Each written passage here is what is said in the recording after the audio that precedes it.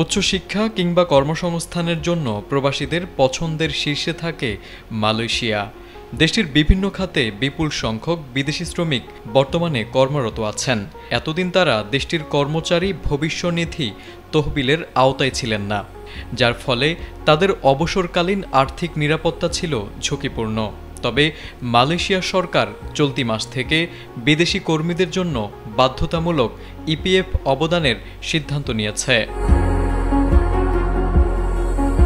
নতুন এই নীতিমালা অনুযায়ী বিদেশি কর্মচারী ও নিয়োগকর্তা উভয়কে মাসিক বেতনের 2% করে ইপিএফে অবদান রাখতে হবে।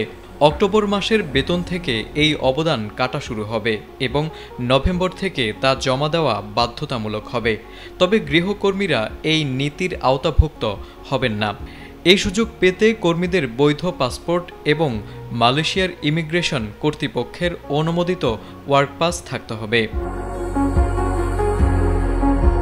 ইপিএফ কর্তৃপক্ষ জানিয়েছে, বাধ্যতামূলক অবদান সামাজিক সুরক্ষাকে শক্তিশালী করবে এবং ন্যায্য শ্রমবাজার গঠনে সহায়ক হবে।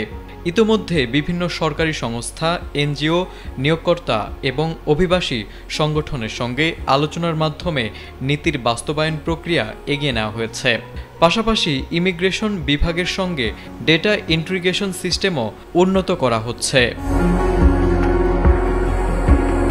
এছাড়া অস্থায়ী ওয়ার্ক ভিজিট পাস ও কর্মসংস্থান পাসধারী বিদেশি কর্মীরা স্বয়ংক্রিয়ভাবে ইপিএফ সদস্য হিসেবে নিবন্ধিত হবেন। 2026 সালের জানুয়ারি থেকে কর্মীদের থাম্বপ্রিন্ট হালনাগাদ করতে হবে। বিশেষজ্ঞদের মতে এই উদ্যোগটি মালয়েশিয়া শ্রমনীতিতে একটি যুগান্তকারী পদক্ষেপ। প্রায় 20 লাখের বেশি বৈধ বিদেশি কর্মী এর আওতায় উপকৃত হবেন বলে ধারণা করা হচ্ছে। তারেক আজিজ, এটিএন বাংলা।